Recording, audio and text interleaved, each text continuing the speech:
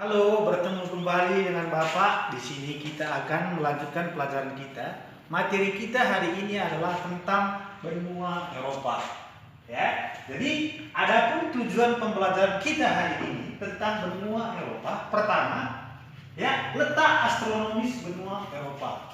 Ya. Yang kedua, batas-batas geografis benua Eropa. Dan yang ketiga, pembagian region atau wilayah benua Eropa.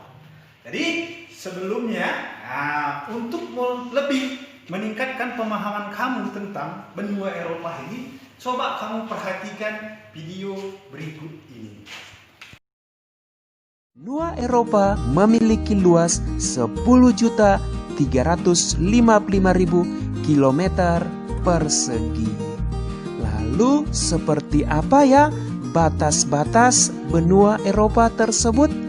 Ya, di sebelah utara benua Eropa berbatasan dengan Samudra Arktik dan di sebelah selatan berbatasan dengan Laut Tengah. Sebelah timur berbatasan dengan benua Asia. Sebelah barat berbatasan dengan Samudra Atlantik. Begitu ya mengenai batas-batas benua Eropa. Kita lanjut. Benua Eropa dibagi menjadi 4 region. Yang pertama Eropa Utara, Eropa Barat, dan yang ketiga adalah Eropa Selatan, dan yang keempat adalah Eropa Timur.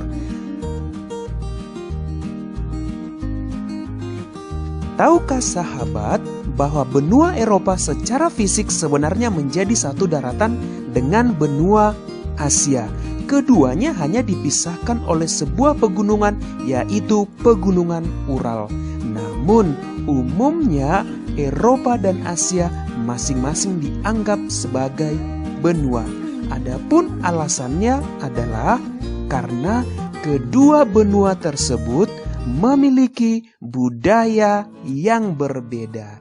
Inilah yang menjadi alasan benua Eropa dipisahkan dengan benua Asia karena memiliki perbedaan budaya. Begitu ya sahabat mengenai benua Eropa dan benua Asia yang menyatu namun dipisahkan.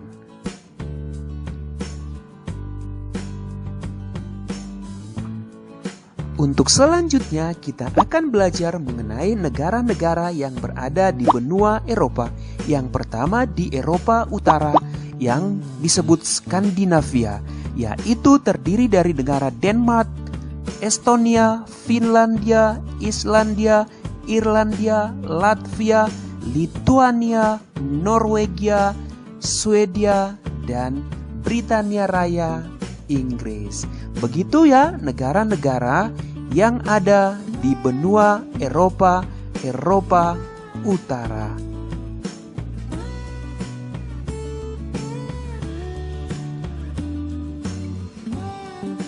Untuk selanjutnya pembagian Eropa yaitu Eropa Timur. Adapun negara-negara yang berada di Eropa Timur adalah Belarus dengan ibu kota Minsk, Bulgaria dengan ibu kota Sofia, Republik Ceko dengan ibu kota Praha, Hungaria ibu kota Budapest, Polandia ibu kotanya Warsaw, Rumania ibu kotanya Bucharest, Slovakia ibu kotanya Bratislava, Ukraina ibu kotanya Kiev, dan yang terakhir di Eropa Timur adalah Georgia dengan ibu kota Tbilisi. Demikian negara-negara yang berada di kawasan Eropa Timur.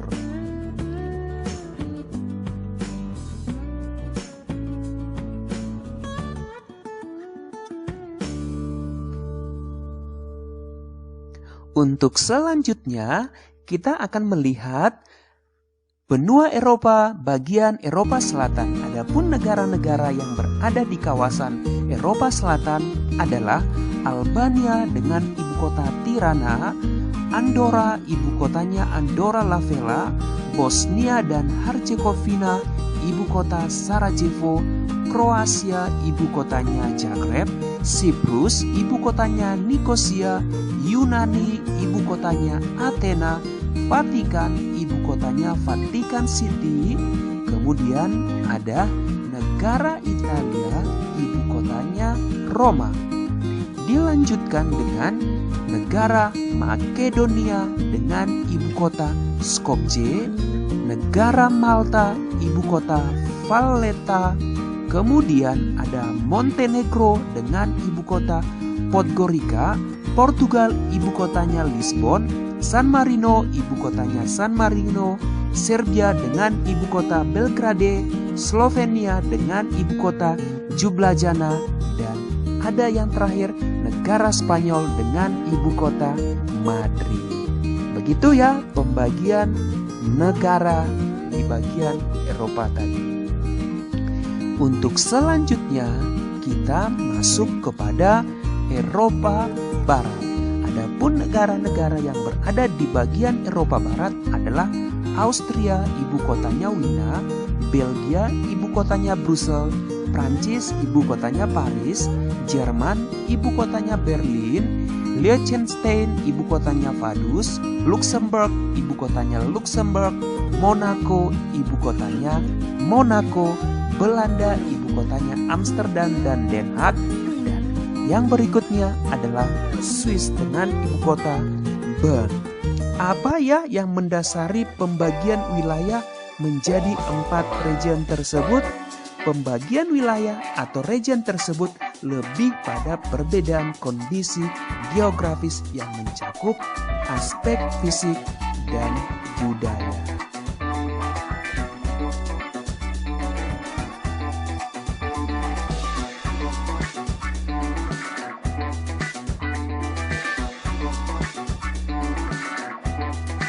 Untuk selanjutnya, kita melihat seputar benua Eropa.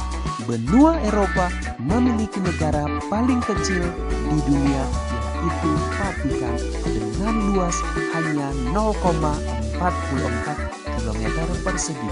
Vatikan merupakan negara berdaulat dipimpin oleh Sri Paus. Adapun iklim di benua Eropa adalah subtropis dan sedang dengan 4 musim, yaitu musim semi, panas, gugur, dan musim dingin. Untuk selanjutnya, benua Eropa dijuluki sebagai benua biru. Alasannya adalah karena mayoritas penduduk Eropa memiliki bola mata biru. Sejak zaman dulu, banyak kerajaan terkenal di benua Eropa sehingga dikenal adanya istilah darah biru atau bangsawan. Inilah yang menjadi alasannya benua Eropa dijuluki sebagai benua biru. Benua Eropa memiliki asal nama Europa, salah satu pasangan Zeus dalam mitologi Yunani. Ada pendapat nama Eropa memiliki asal kata bahasa Akadia, yaitu erebu yang artinya terbenam, dan kata Ereb dari bahasa Poinisia yang artinya malam atau barat. Begitu ya fakta unik seputar benua Eropa. Masih penasaran tentang benua Eropa seperti apa? Ya, mari kita ikuti video berikut. Pada tahun 2015, penduduk benua Eropa sebanyak 742 juta jiwa. Laju pertumbuhan penduduk Eropa 0,2% per tahun. 33% penduduk Eropa tidak produktif. Namun penduduk Eropa memiliki kualitas hidup yang sangat tinggi. Sahabat belajar, adapun induk bangsa dari penduduk benua Eropa adalah induk bangsa Kaukasoid. Dan penduduk di benua Eropa menganut beragam agama dengan yang terbanyak adalah Katolik Roma. Lalu seperti apa yang digunakan bahasa di benua Eropa? Ya, di benua Eropa menggunakan bahasa Inggris. Dan ras dominan yang paling banyak di benua Eropa adalah ras Kaukasoid. Begitu ya mengenai keadaan penduduk di benua Eropa. Setelah kamu mengamati video pembelajaran tentang benua Eropa tadi nanti, ya, jadi kesimpulan tentang materi kita hari ini adalah pertama, benua Eropa itu sering disebut dengan benua biru. Alasan kenapa disebut dengan benua biru? Pertama, karena mayoritas masyarakat atau penduduk yang ada di Eropa ini bola matanya berwarna biru. Kedua, banyak dulu kerajaan-kerajaan yang ada di Eropa sehingga ada istilah darah biru. Nah, jadi kesimpulan yang kedua, benua Eropa mempunyai negara terkecil yaitu Vatikan. Vatikan dengan pimpinannya adalah Ser Paus. Yang ketiga, iklim benua Eropa adalah subtropis. Nah, jadi iklimnya subtropis, jadi memiliki iklim seperti semi, panas, dan gugur. Nah, selanjutnya, agama yang menjadi dominan masyarakat benua Eropa adalah agama Katolik. Nah, yang berikutnya, yang terakhir, yang kelima, kualitas hidup masyarakat Eropa sangat tinggi. Jadi inilah akhir dari video pembelajaran kita di sini. Bapak berharap kamu tetap semangat dalam belajar. Dan setelah tayangan video ini, Bapak akan memberikan tugas di mana kamu akan kerjakan di buku latihan kamu. Catat soalnya, kerjakan dengan bersih dan rapi. Dan ingat, dikumpulkan tepat waktu nakku. Jadi sampai sekianlah pembelajaran kita hari ini. Bapak berharap tetap semangat, jaga kebersihan. Semoga COVID-19 berlalu. Salam sehat.